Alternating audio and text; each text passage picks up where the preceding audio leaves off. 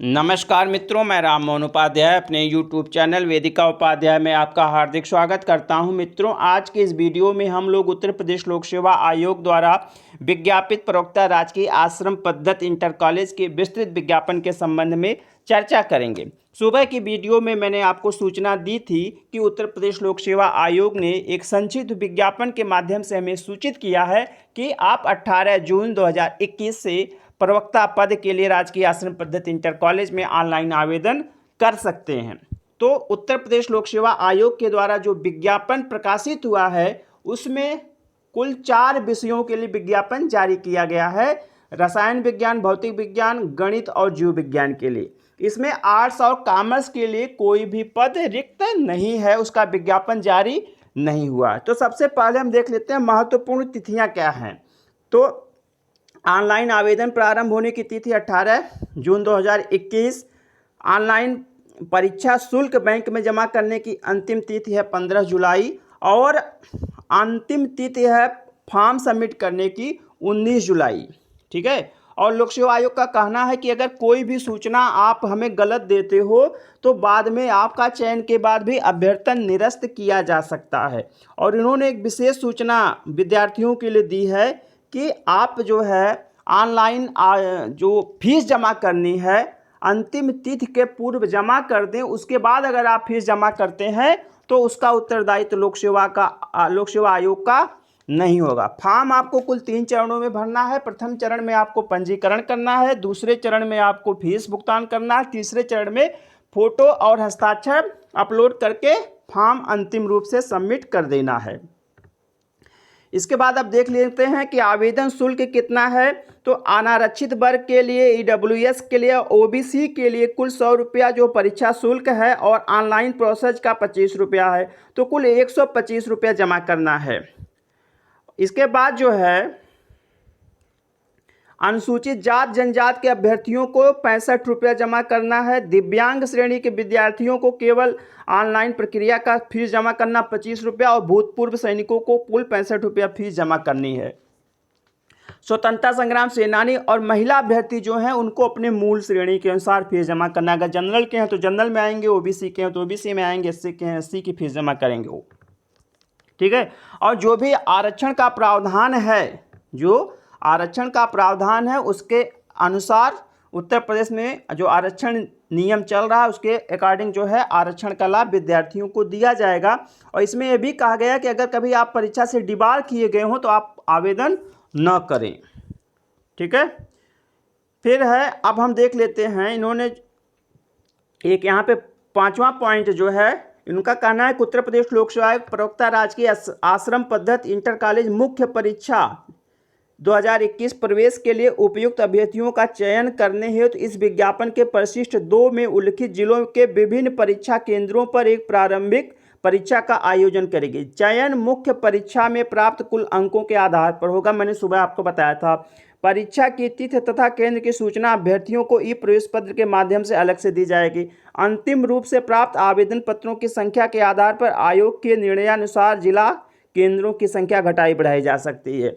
अब देख लेते हैं कि कुल कितने पद रिक्त हैं और विषयवार और वर्गवार कितने पद रिक्त हैं।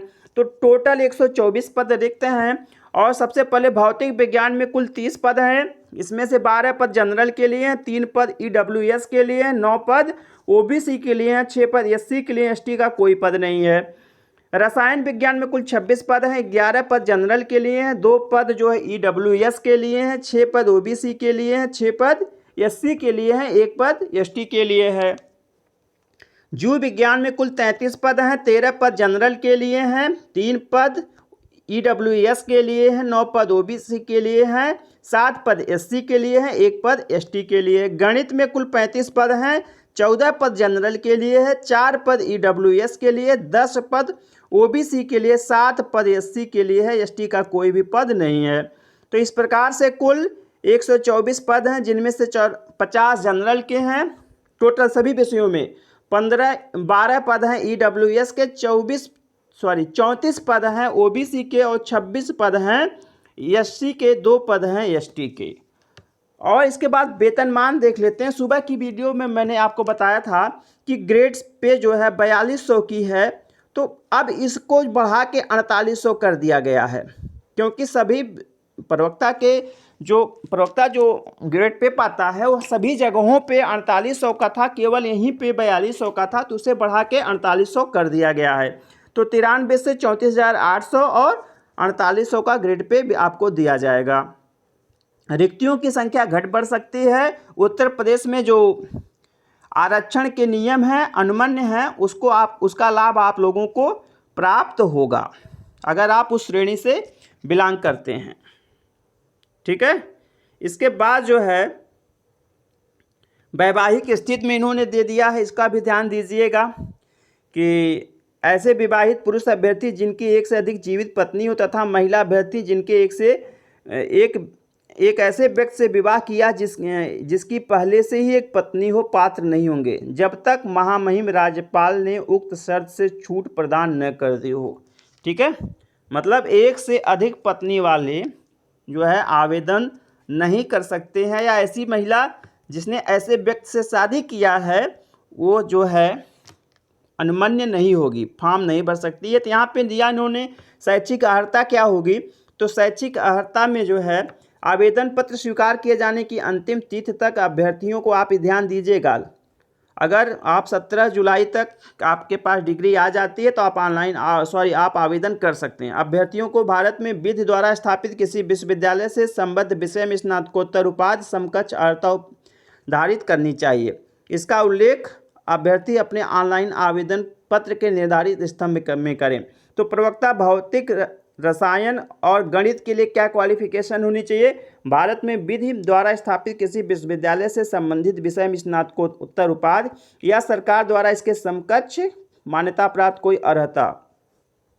और प्रवक्ता जीव विज्ञान के लिए क्या है, भारत में विधि द्वारा स्थापित किसी विश्वविद्यालय से वनस्पति विज्ञान में अगर आपने किया है या जंतु विज्ञान में किया है स्नातकोत्तर तो आप मान्य हैं, या सरकार द्वारा इसके मान्य कोई समकक्ष अर्हता भी इसमें वैलिड है। इसके बाद अगर आपके पास अधिमानी अर्हता में इन्होंने दिया है कि वरीयता दी जाएगी। वरीयता क्या दिया जाना, जब मुख्य परीक्षा के आधार पर आपका चयन होगा तो कोई वरीयता नहीं है, लेकिन इन्होंने लिख दिया है अगर आपके पास LT या BT का डिप्लोमा हो, या आपके पास B.Ed की उपाधि हो, या आपने प्रादेशिक सेवा में कम से कम 2 वर्ष की सेवा की हो, या NCC का B सर्टिफिकेट प्राप्त किया हो, तो आपको वरीयता दी जाएगी। अधिमानी का मतलब है आपको फिर वरीयता दी जाएगी, लेकिन ये संभव नहीं है यहाँ पे।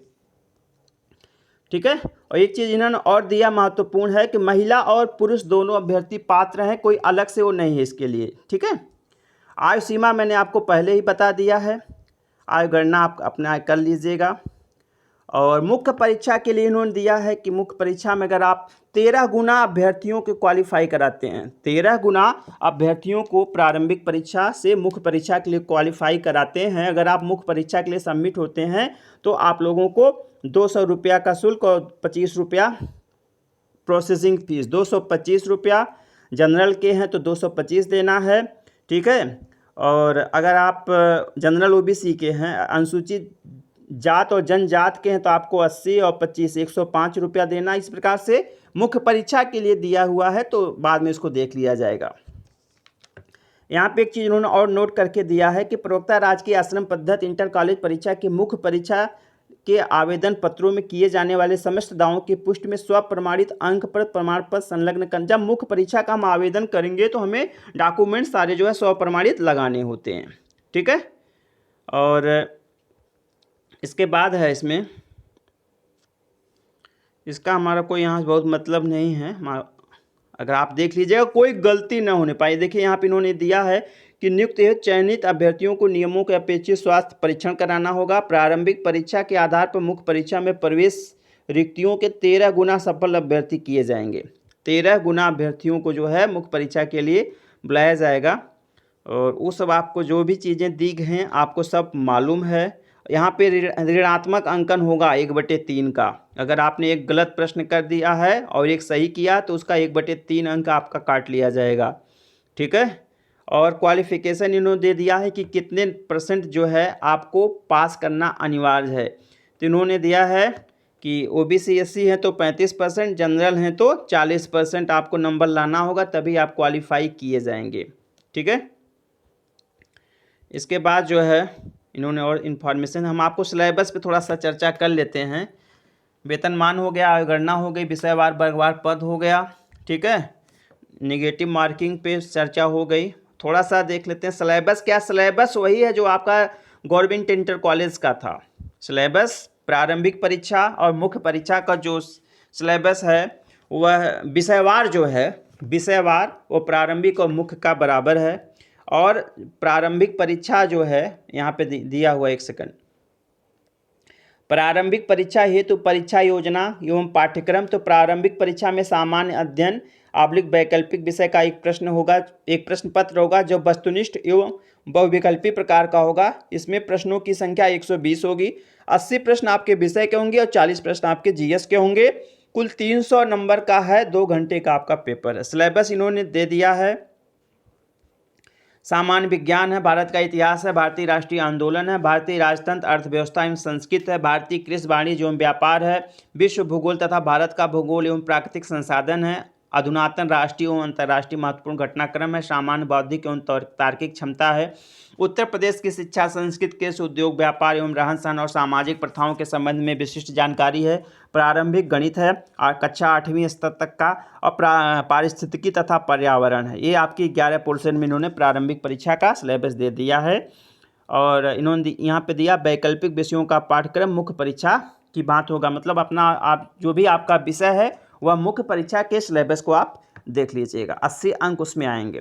मुख्य परीक्षा जो होगी उसमें आपके 2 प्रश्न होंगे। पहला प्रश्न आपका सामान्य हिंदी एवं निबंध का होगा, परंपरागत प्रकार से होगा, मतलब लिखित होगा, 2 घंटे का होगा, 100 अंकों का होगा। द्वितीय प्रश्न आपका विषय का होगा, परंपरागत होगा, लिखित होगा, 3 घंटे का होगा और 300 अंकों का होगा, ठीक है। सामान्य हिंदी इसमें इन्होंने दे दिया, सामान्य हिंदी से कुल 50 प्रश्न आएंगे, 50 अंक की सामान्य हिंदी आएगी और 50 अंक का आपका निबंध आएगा, ठीक ना। इन्होंने सब कुछ दे दिया कहाँ से क्या आएगा।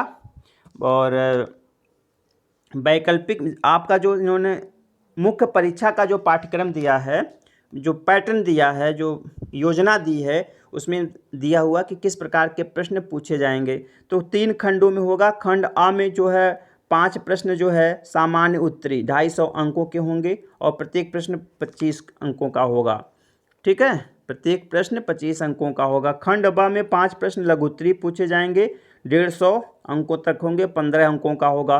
खंड सा में 10 अति लघुत्तरी प्रश्न पूछे जाएंगे, 10 अंकों का होगा और उनकी शब्द सीमा 50 की होगी। तो मित्रों, यह जो है उत्तर प्रदेश लोक सेवा आयोग द्वारा जारी विस्तृत विज्ञापन है। एक बार आप इसे पूर्ण रूपेण देख लीजिएगा, आश्वस्त हो जाइएगा। अगर आपकी क्वालिफिकेशन है तो आप अप्लाई कर सकते हैं। इस वहाँ में मत रहिएगा कि हमारे पास बीएड नहीं है तो हम नहीं अप्लाई कर सकते हैं। इस वीडियो को आप लोग अधिक से अधिक शेयर करें। आप लोगों को सुनने के लिए बहुत बहुत धन्यवाद। नमस्कार।